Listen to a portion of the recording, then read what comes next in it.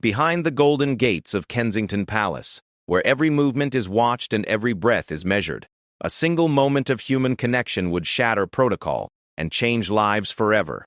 When Catherine, the Princess of Wales, made a choice that put compassion before security, she unknowingly triggered a chain of events that would test the very foundations of royal protection. What started as an innocent gesture of kindness would soon spiral into a scandal that reached the highest levels of the monarchy, forcing the Prince of Wales to make a decision that would either save a loyal guard's career or uphold the iron rules that have protected the royal family for generations. In a world where one wrong step can end a career and where duty often conflicts with humanity, sometimes the most dangerous breach isn't from an outside threat, but from the gentle heart of a princess who dared to see beyond the uniform to the person beneath. This is the true story of how a moment of royal kindness became a security nightmare, and how one guard's dedication would be tested in ways he never imagined possible.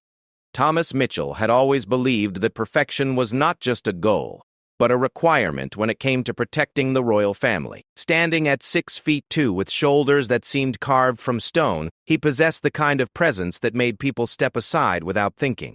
His steel gray eyes missed nothing, scanning crowds with the precision of a trained hawk, while his mind processed threats faster than most people could blink. For 7 years, Thomas had served as one of the elite protection officers assigned to the Prince and Princess of Wales. His record was spotless, his dedication unwavering, and his loyalty absolute. Colleagues often joked that he was more reliable than Big Ben, always exactly where he needed to be, always alert, always ready. But Thomas never found these comments amusing. To him, protecting the future King and Queen of England was not a job. It was a sacred duty that demanded everything he had to give. The morning of September 15th started like any other in the Mitchell household. Thomas rose at 5:30 sharp, completed his daily fitness routine, and reviewed the day's security briefings over a simple breakfast of toast and black coffee. His wife Sarah had long ago stopped trying to engage him in conversation during these morning preparations. She understood that her husband was already mentally at work, running through scenarios and potential threats in his mind like a computer processing data. "Another long day ahead?" Sarah asked quietly as she prepared her own breakfast, knowing the answer but hoping for some small connection with the man she had married 8 years ago. Thomas glanced up from his briefing papers, his expression softening slightly as he looked at the woman who had stood by him through countless missed dinners and canceled weekends. "The princess has 3 public engagements today, including the children's hospital visit this afternoon. Should be routine, but we never take anything for granted." Sarah nodded, having heard similar assessments hundreds of times before. She had learned to find comfort in her husband's professionalism, even when it sometimes felt like living with a stranger. "Just remember to eat lunch," she said, leaning down to kiss his forehead before he left for another day of standing between the royal family and a world full of unknown dangers. The drive to Kensington Palace took Thomas through the heart of London, past landmarks that tourists photographed by the thousands each day, but Thomas saw these streets differently than most people. Every corner was a potential ambush point, every crowd a possible hiding place for someone with ill intentions. His training had rewired his brain to see threats where others saw beauty, to find danger in the most innocent situations. As he passed through the security gates at Kensington Palace, Thomas felt the familiar sense of responsibility settle over him like a heavy cloak. The other guards nodded respectfully as he made his way to the briefing room, where the day's protection team was already gathering. These men and women were among the best in the world at what they did, hand-picked from military and police units, trained to an almost impossible standard, and trusted with the lives of the people who would one day rule the British Commonwealth. "Morning, Mitchell," called out Detective Inspector James Crawford, the senior protection officer who served as the team leader. Crawford was a man in his early 50s who had been protecting royals since before Thomas was old enough to shave. His weathered face told stories of countless tours, state visits, and public appearances where split-second decisions could mean the difference between safety and catastrophe. "Sir," Thomas replied, taking his usual seat at the briefing table. Around him sat 8 other protection officers, each one a specialist in their own right. There was Detective Sergeant Amanda Foster, whose expertise in crowd psychology had prevented more incidents than anyone could count. Next to her sat Detective Constable Robert Hayes, a former Special Forces soldier whose reflexes were faster than seemed humanly possible. Each person in this room had sacrificed personal relationships, family time, and normal lives for the privilege of serving the Crown. Crawford spread several photographs across the table, each showing different angles of the locations the princess would visit that day. First stop is the renovation project at Westminster Community Center. Low-risk environment, small invited audience, but we never let our guard down. The princess will be there for approximately 45 minutes, touring the facilities and meeting with project volunteers. Thomas studied the photographs carefully, memorizing sight lines, exit routes, and potential problem areas. His mind automatically began calculating response times, identifying the best positions for the protection team, and considering what could go wrong. After years of training, this mental process had become as automatic as breathing. Second engagement is the luncheon with the Children's Health Foundation board members, Crawford continued. Private venue, all attendees pre-screened and background checked. Standard protocols apply, but again, we maintain full vigilance. The team members took notes, asked questions about specific security arrangements, and discussed communication procedures. Thomas listened carefully to every detail, knowing that the smallest oversight could have enormous consequences. In their line of work, there was no such thing as being too careful. The final engagement is what requires our closest attention, Crawford said, his voice taking on a more serious tone. The princess will be visiting Great Ormond Street Hospital this afternoon for the opening of the new cancer treatment wing.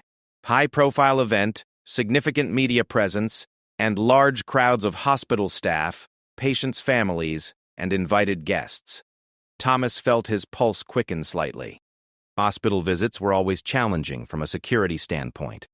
The buildings were large and complex with multiple entry and exit points, numerous blind spots, and crowds of people who had legitimate reasons to be there.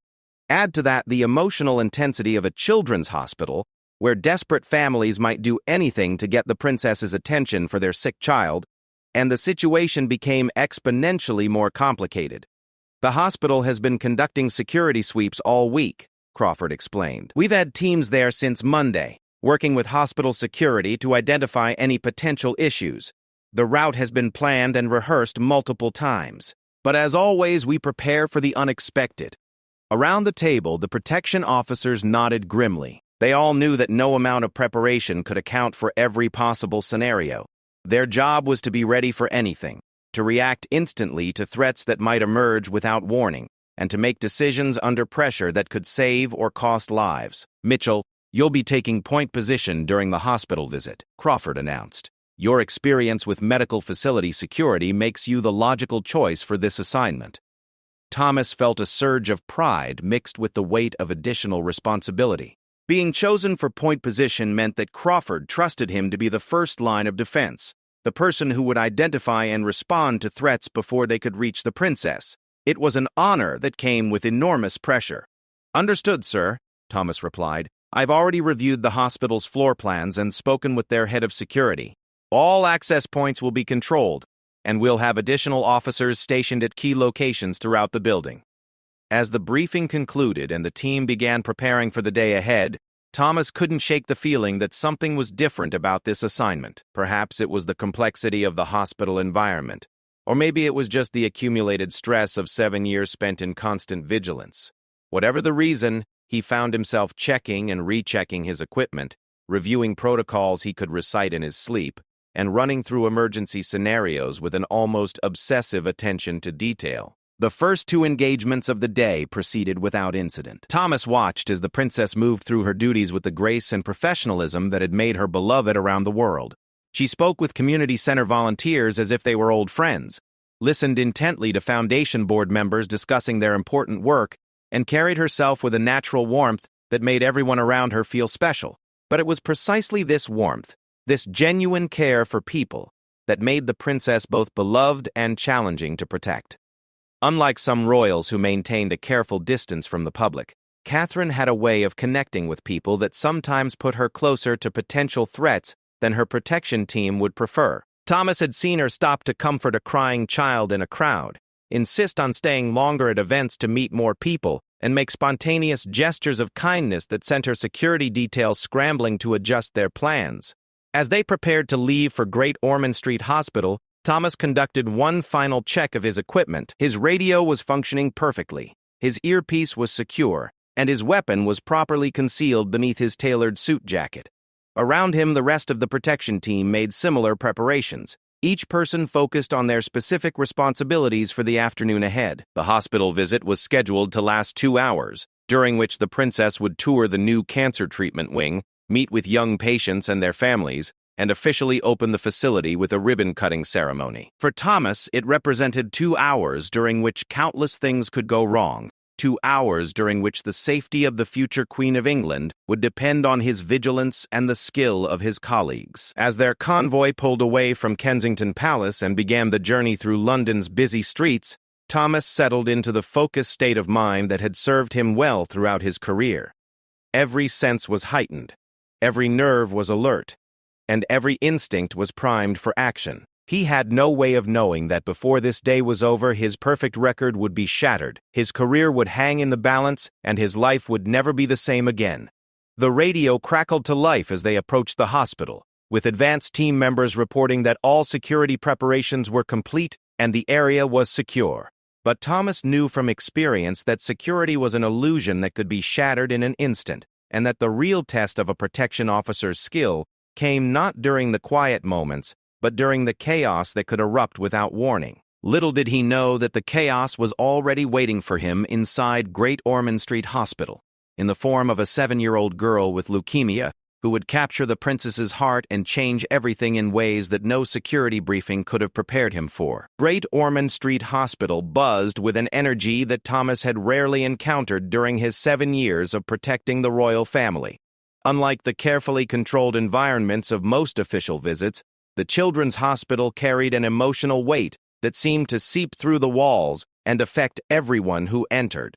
As the royal convoy pulled up to the main entrance, Thomas could see crowds of hospital staff, patients' families, and media representatives gathered behind carefully positioned barriers, their faces reflecting a mixture of excitement, hope, and desperate longing. The advanced security team had done their job well. Every person in the crowd had been screened, the building had been swept multiple times, and all access points were under constant surveillance. Thomas spoke quietly into his radio microphone, confirming positions with team members stationed throughout the hospital. Alpha 1 in position, came the first response. Bravo 2 secured, followed another.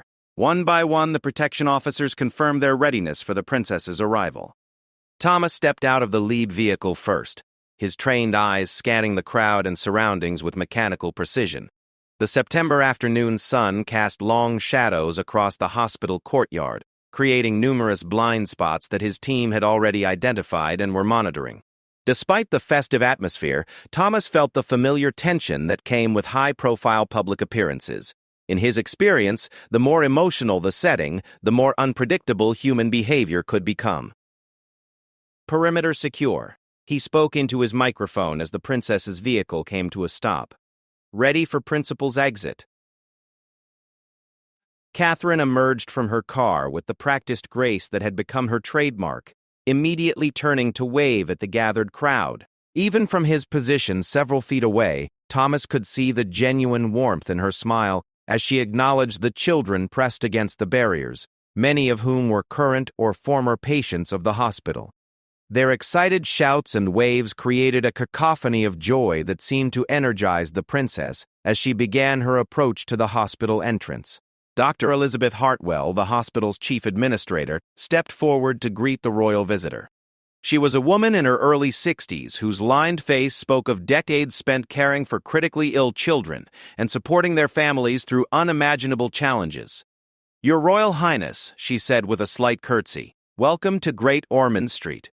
We are deeply honored by your presence here today." Thomas maintained his position 3 feet behind and to the left of the princess, close enough to react instantly to any threat, but far enough away to avoid interfering with her interactions.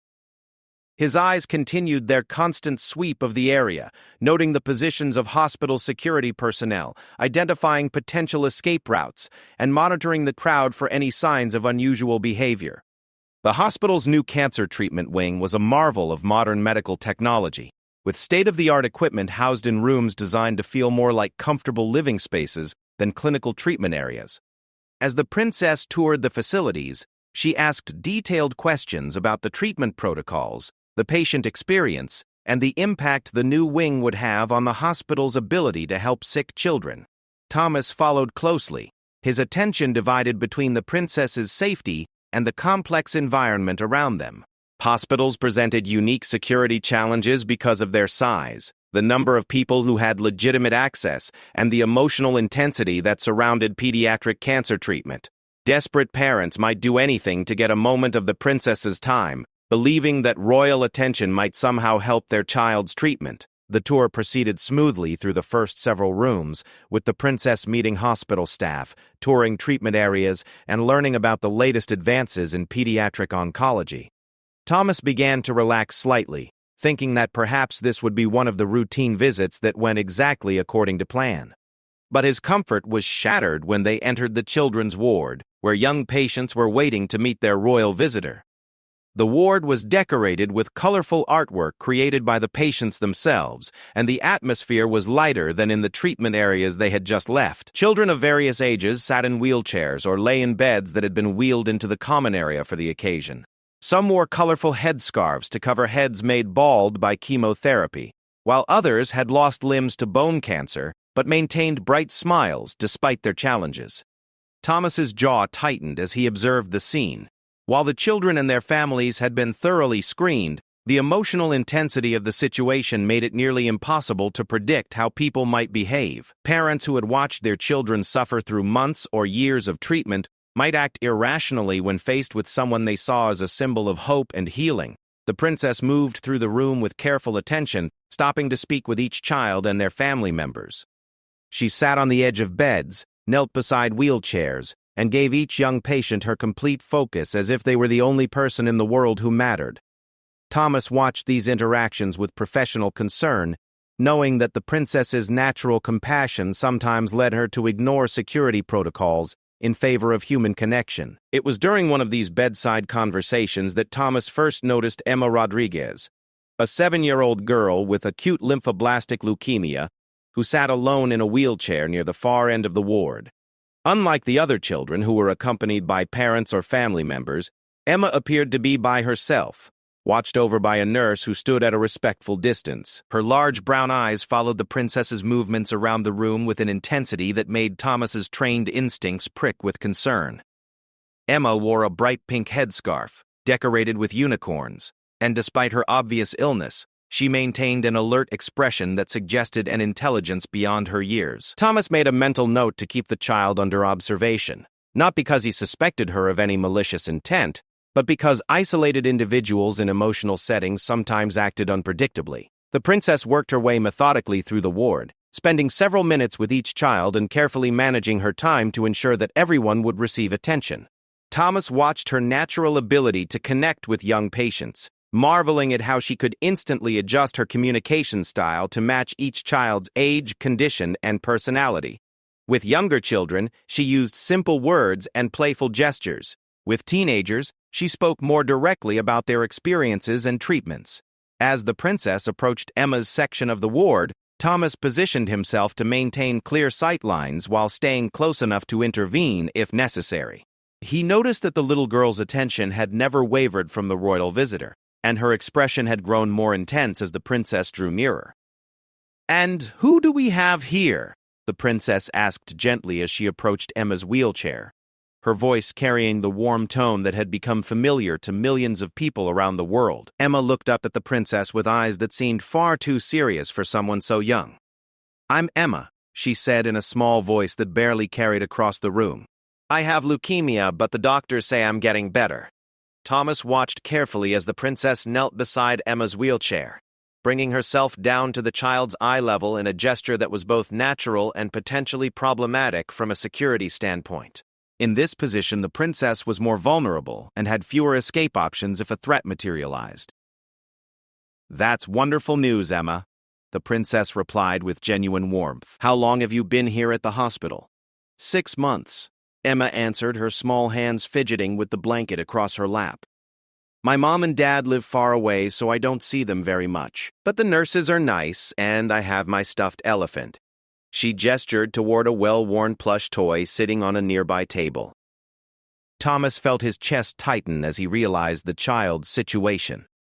Long-term pediatric patients who were separated from their families were among the most emotionally vulnerable people in any hospital setting. Their desperate need for attention and affection could lead them to form intense attachments to visitors, especially someone as significant as the Princess of Wales. The princess seemed to sense Emma's loneliness immediately. "6 months is a very long time," she said softly. "You must be very brave to handle all of this so well." Emma's eyes began to fill with tears, though she tried to blink them away quickly. "Sometimes I pretend that my mom is coming to visit, but she never does. The nurses said you might come today, and I waited all morning to see you." Thomas saw the princess's expression change as Emma's words hit their mark. Throughout her years of royal duties, Catherine had developed a reputation for being particularly affected by children's stories, often staying longer than scheduled at children's hospitals and making unplanned gestures of support for young patients. Thomas had seen this pattern before, and he recognized the warning signs of an interaction that might veer outside the carefully planned security protocols. "You waited all morning just to see me?" the princess asked, her voice carrying a note of surprise and emotion that made Thomas shift uncomfortably. In his experience, when the princess became emotionally invested in individual cases, security concerns sometimes took a back seat to her desire to help. Emma nodded eagerly, her tears now flowing freely despite her efforts to contain them. "I drew you a picture," she said, reaching toward the table where her stuffed elephant sat next to a folder containing artwork. "Would you like to see it?" The princess glanced briefly at Thomas, a look that he had learned to interpret as a request for flexibility with the schedule. Standard protocol called for limited interaction time with individual patients to maintain the overall timeline and security arrangements, but Thomas could see that the princess was deeply affected by Emma's situation. "I would love to see your picture," the princess said, reaching out to take the folder that Emma offered with trembling hands. Inside the folder was a child's drawing, done in bright crayon colors, showing 2 figures standing in what appeared to be a garden. One figure wore a crown and was clearly meant to represent the princess, while the smaller figure had no hair but was smiling broadly and holding hands with the crowned figure. "That's you and me," Emma explained, pointing at the drawing with obvious pride.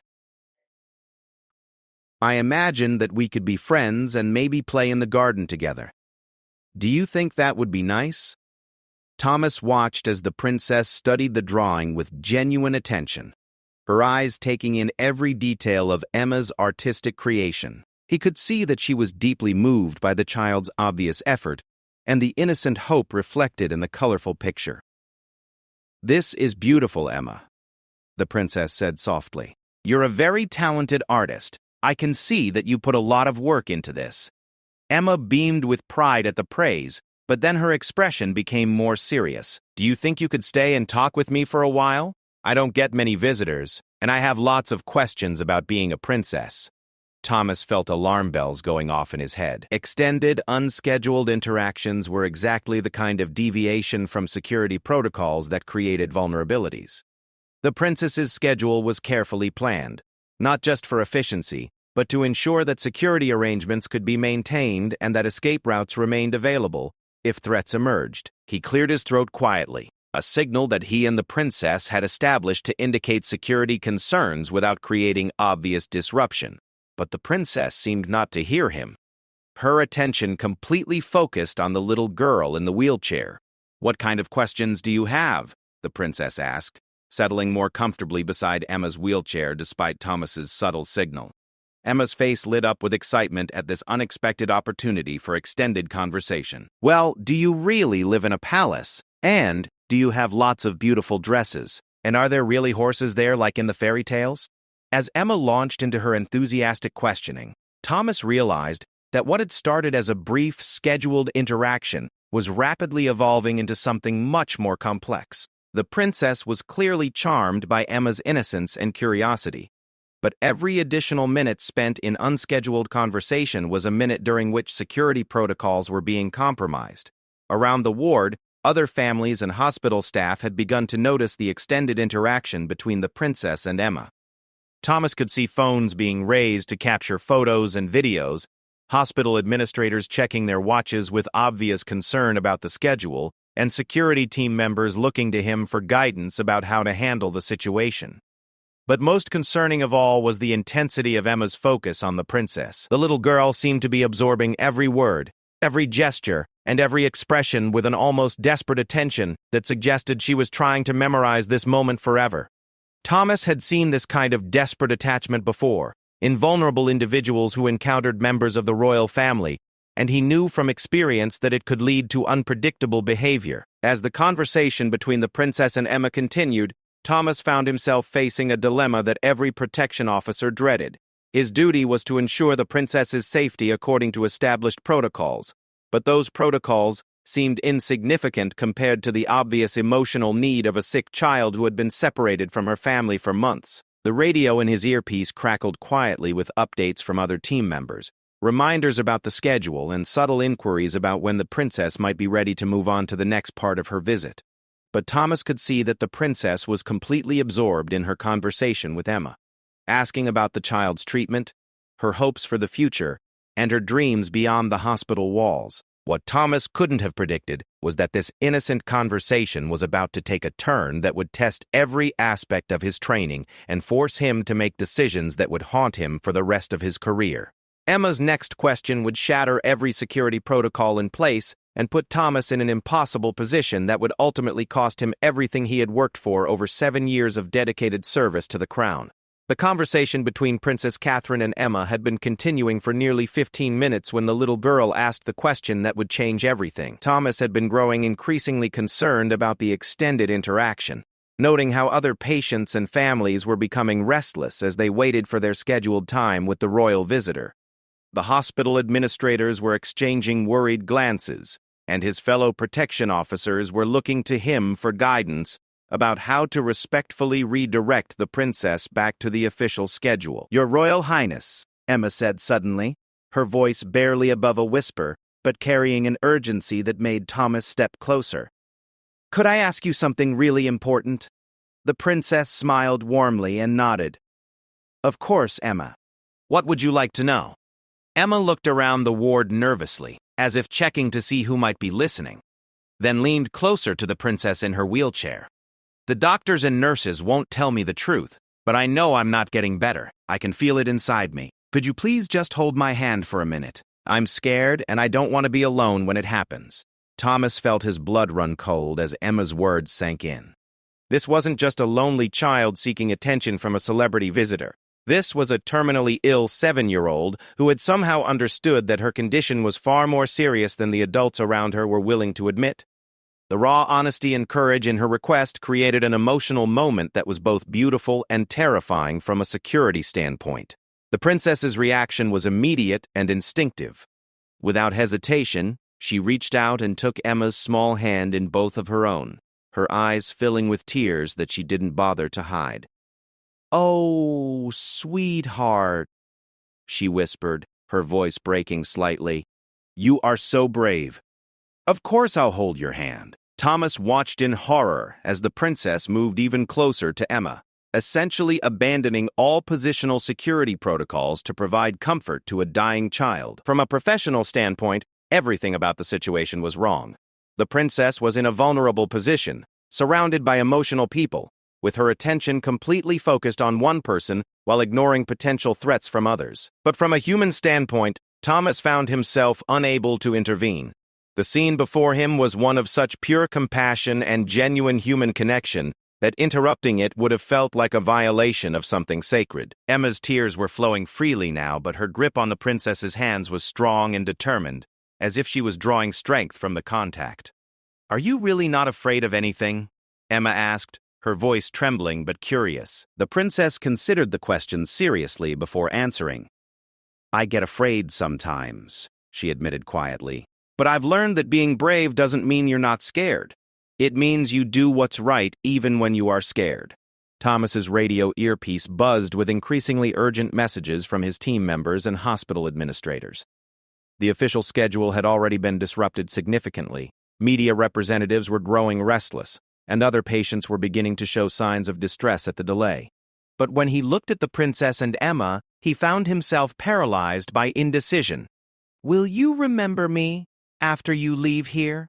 Emma asked, her grip on the princess's hands tightening. "I will remember you for the rest of my life," the princess replied without hesitation.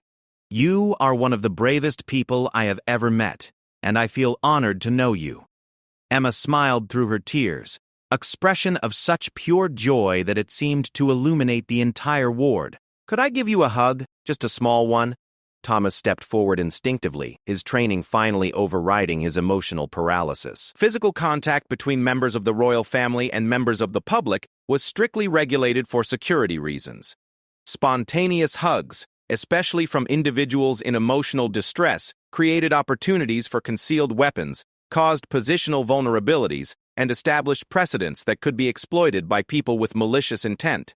"Your Royal Highness," he said quietly, hoping to catch the princess's attention without disrupting the emotional moment too abruptly.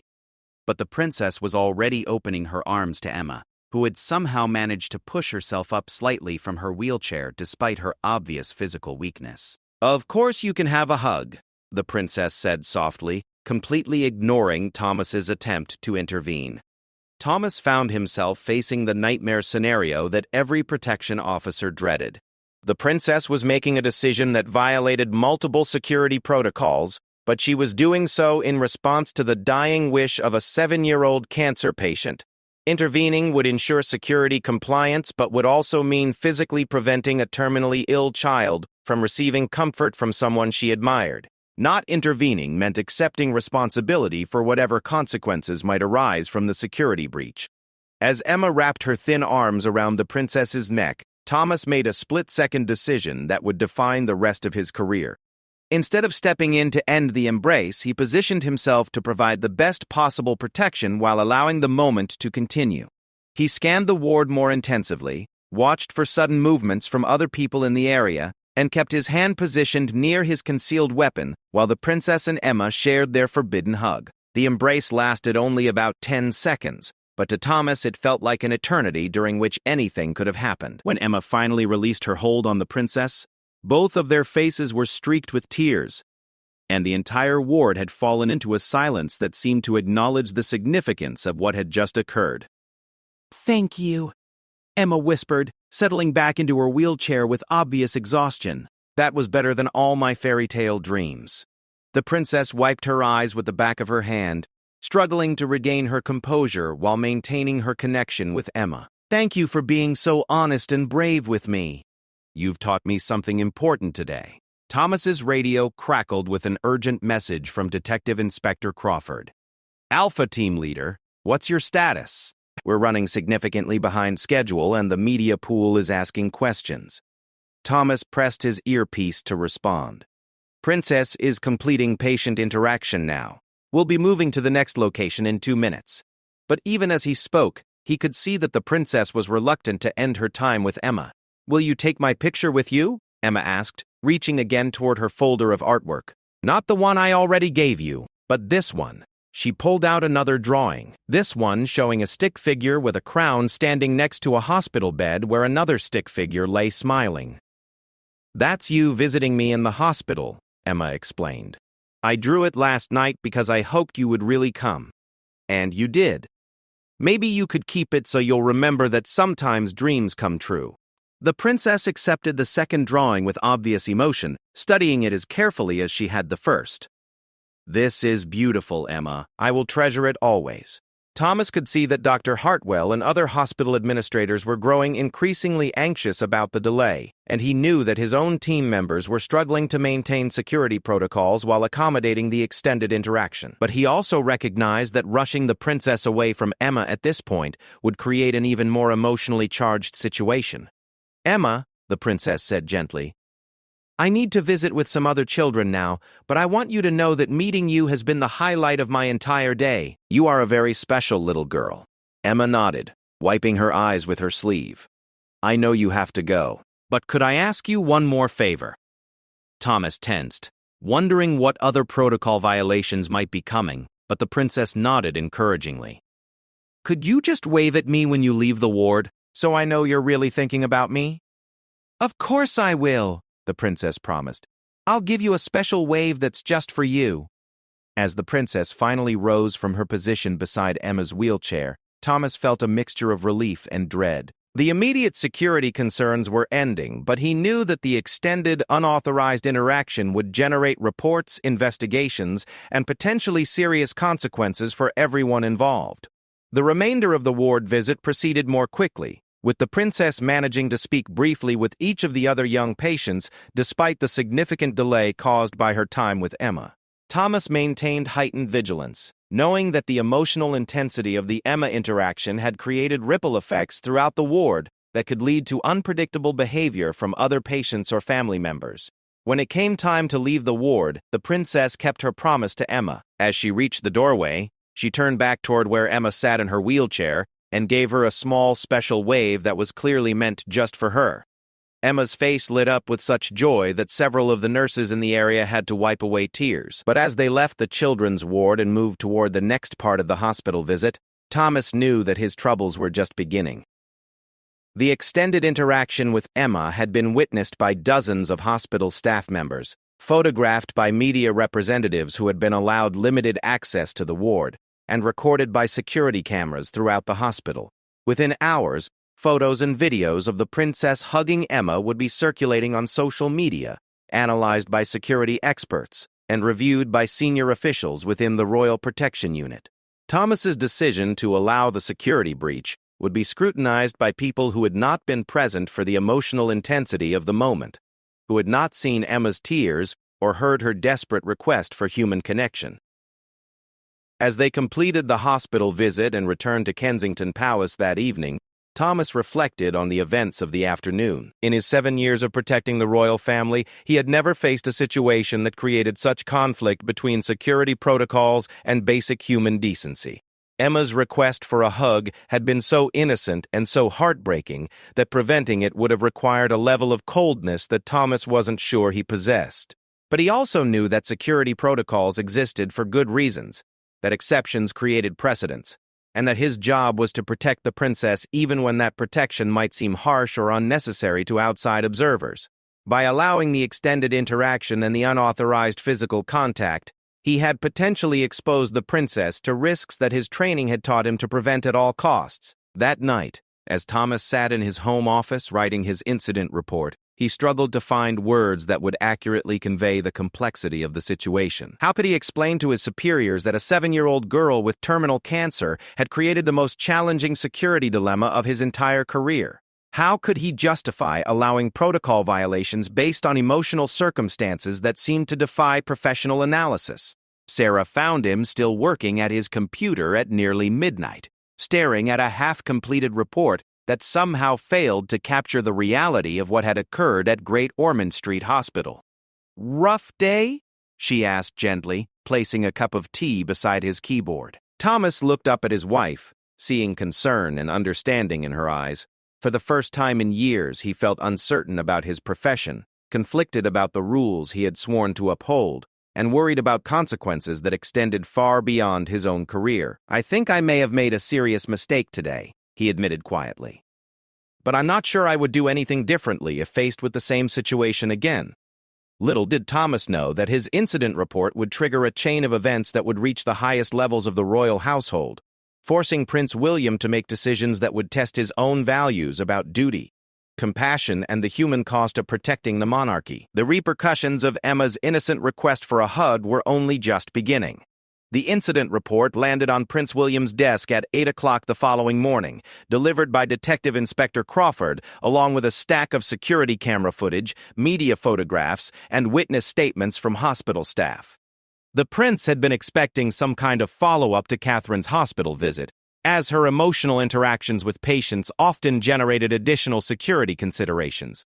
But the thickness of the file and Crawford's grim expression suggested that this situation was more serious than usual. William set aside the briefing papers for his morning engagements and opened Thomas Mitchell's incident report. As he read the detailed account of the previous day's events, his expression shifted from curiosity to concern to something approaching disbelief. The report was meticulously written, professionally formatted, and brutally honest about every protocol violation that had occurred during Emma Rodriguez's interaction with the princess. Crawford stood silently as the prince reviewed the materials, knowing from 20 years of experience that the future king would want time to process the information before asking questions. Around them, Kensington Palace buzzed with the usual morning activity as staff prepared for another day of royal engagements, unaware that a crisis was developing behind the closed doors of the prince's private office. 7 years of perfect service, William said finally, looking up from the report. Thomas Mitchell has never had so much as a minor infraction in his file. And now this. Crawford nodded grimly. Yes, sir. Mitchell is one of our most reliable protection officers. His conduct has been exemplary since he joined the team. That's what makes this situation so concerning. William turned to the photographs that had been taken during the hospital visit. The images showed Catherine kneeling beside Emma's wheelchair, holding the little girl's hands, and eventually embracing her, in what was clearly a moment of profound emotional connection. To anyone viewing them as human documents, the photos were deeply moving. But when viewed through the lens of royal security protocols, they represented a catalog of violations that could have had catastrophic consequences. What exactly are the security implications here? William asked, though he suspected he already knew the answer. Crawford moved closer to the prince's desk and pointed to specific elements in the photographs. Unauthorized physical contact creates multiple risks, sir. Concealed weapons could have been transferred during the embrace. The princess's position made escape routes unavailable if threats had emerged. Her attention was completely focused on one individual while ignoring potential dangers from others in the vicinity. William studied the photos more carefully, noting details that his own security training allowed him to recognize. Catherine's body position during the hug would have made it impossible for her protection officers to quickly move her to safety.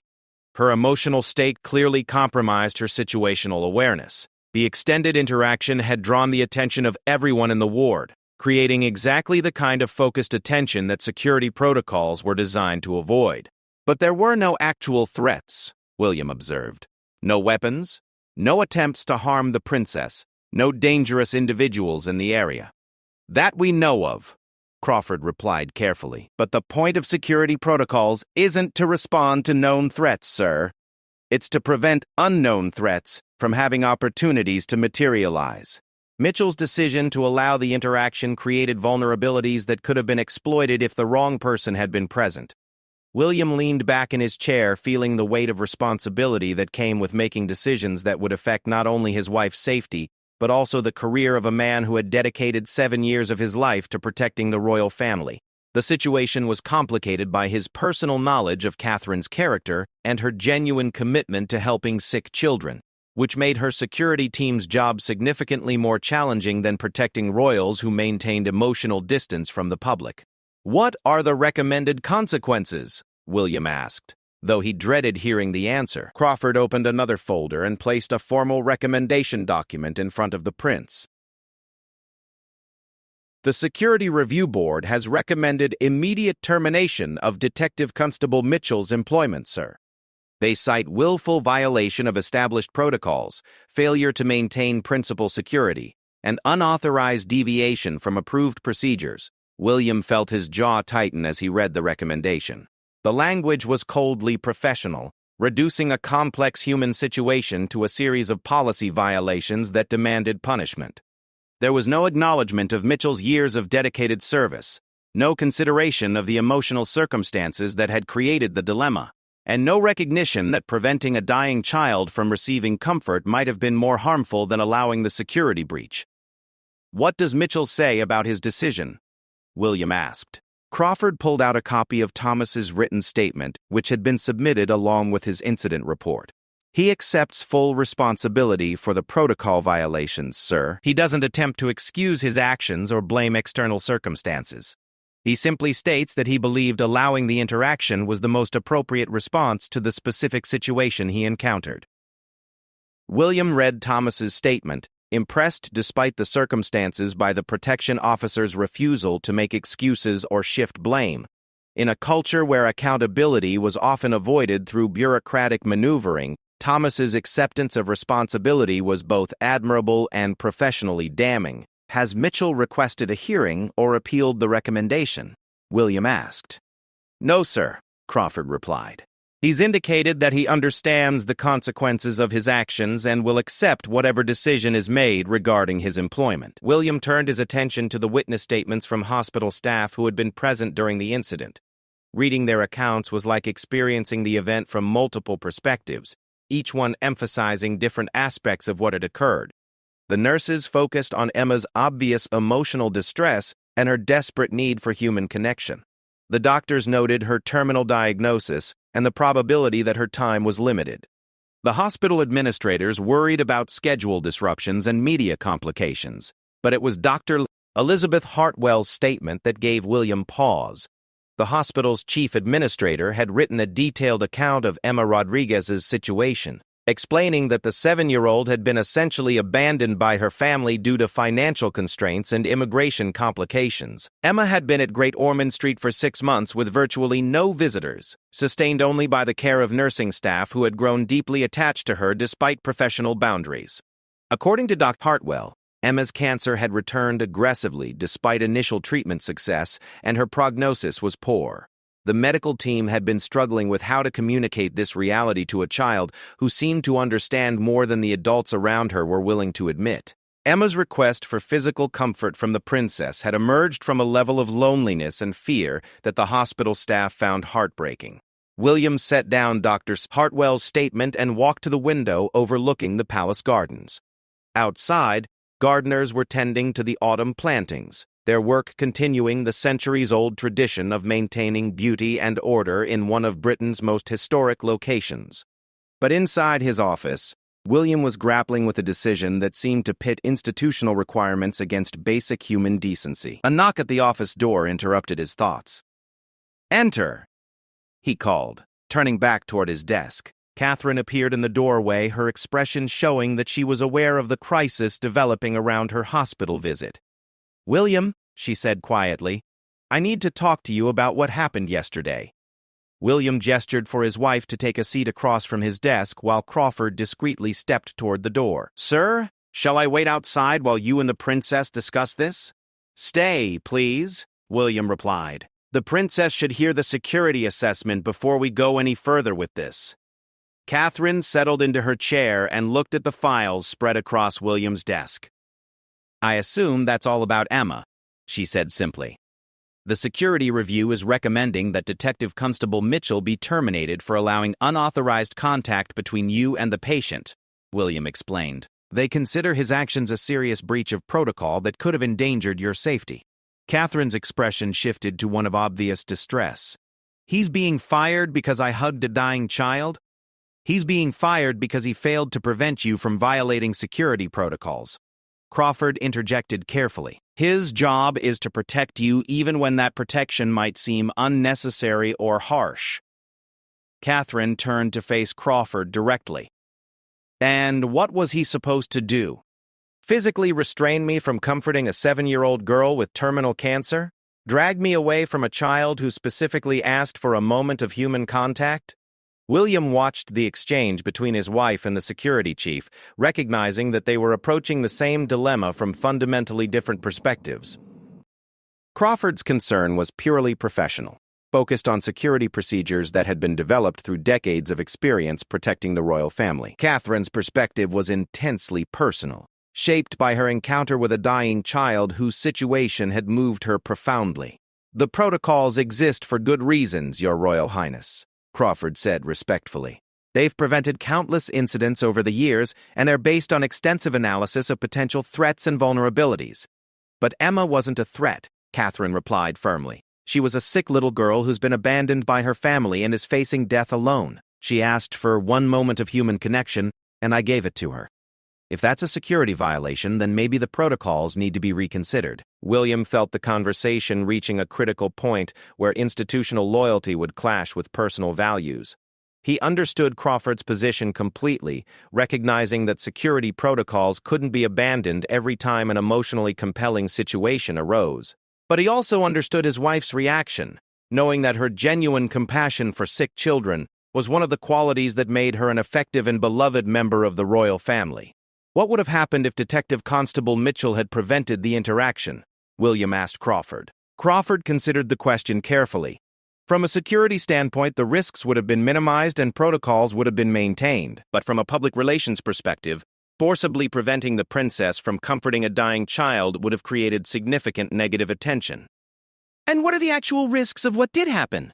William pressed. In this specific case, no harm resulted, Crawford admitted. But the precedent is concerning. If protection officers begin making exceptions for emotionally compelling situations, it becomes increasingly difficult to maintain consistent security standards. Catherine leaned forward in her chair. What if the protection officer had been given discretionary authority to allow limited physical contact in extraordinary circumstances? Would that address the security concerns while still allowing for human compassion? Crawford shook his head. Discretionary authority creates too many variables, Your Royal Highness. Security works best when it's predictable and consistent. Adding subjective judgments about when rules can be broken opens doors for mistakes and exploitation. William found himself thinking about Emma Rodriguez, a 7-year-old girl he had never met, but whose situation had triggered this crisis. According to the medical reports, her time was limited, and her family's absence meant that the hospital staff had become her primary source of human connection. In what were likely her final weeks or months of life, she had asked for one moment of comfort from someone she admired, and that request had now put a good man's career in jeopardy. I want to meet with Detective Constable Mitchell, William announced suddenly. Before any final decisions are made, I want to hear directly from him about what happened and why he made the choices he did. Crawford looked surprised by the request. Sir, that's highly irregular. Employment decisions regarding protection officers are typically handled through the Security Review Board without direct royal involvement. This isn't a typical situation, William replied firmly. A man's career is being ended because he allowed my wife to show compassion to a dying child. I think that warrants a conversation. Catherine reached across the desk and touched William's hand. Thank you, she said quietly.